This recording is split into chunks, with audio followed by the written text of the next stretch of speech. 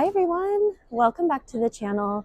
I am here today at the SewExpo in Puyallup, Washington, and I have a little bit of time before I start teaching my next class, so I thought I would just show you around a little bit. If we haven't met yet, I'm Christine, founder of Sewing in the City, and you can shop my PDF sewing patterns as well as my online courses over on my website at sewingandthecity.com. If you've never been before, the SewExpo here in Puyallup is the largest in the US, the largest sewing conference, and it's been going on for 39 years now. I used to come here when I was a little kid with my mom.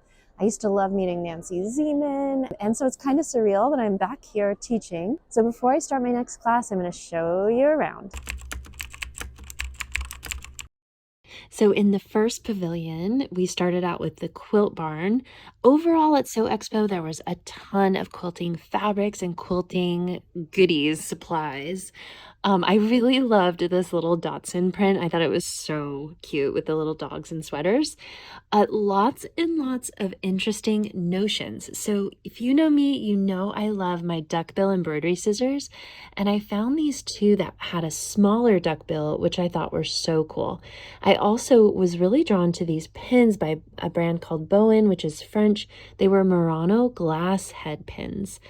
I also really loved the magic pins by Taylor Seville. I picked up a pair and really love them. All of the sewing machine companies were represented. This was the Bernina booth. I loved this booth. Just so vintage. These are all vintage fabrics from as early as the 1940s all the way up to, I think she had some things from the 90s, but just beautiful, beautiful vintage fabrics. She also had a few vintage patterns and feed sacks. Again, lots and lots of quilting. So this is a long arm quilter.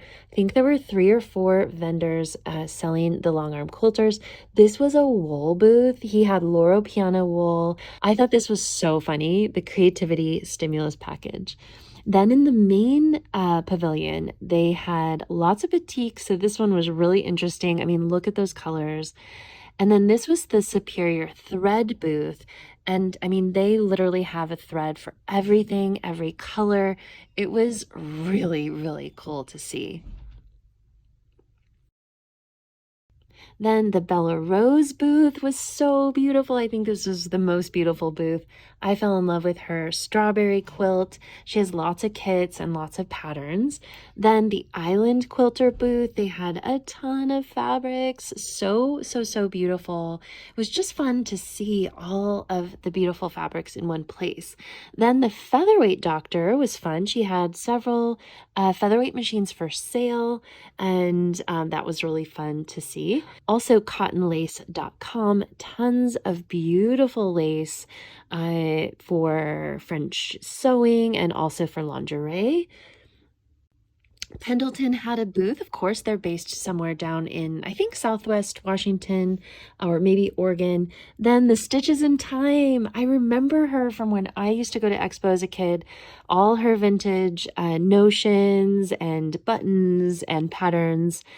And this is just kind of a look at the large pavilion and then the Kai Scissors booth. I mean, all the scissors you could possibly ever dream of were there. And the charity this year was Project Linus, so you could sew a blanket for children in emergency situations. So then here's a little inside look at the teaching class. So this was the Baby Lock classroom where I taught 3 of my classes.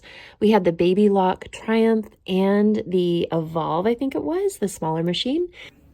So the rooms fit 30 people per class, and I taught my how to make a t-shirt using Only Your Serger class, as well as Luxe Undies, and shared all the tips and tricks and fun techniques. It was really cool to see the younger generation. This is Petra. She made a t-shirt and did an amazing job. So I hope you enjoyed the inside look at SewExpo. Maybe I'll see you here next year.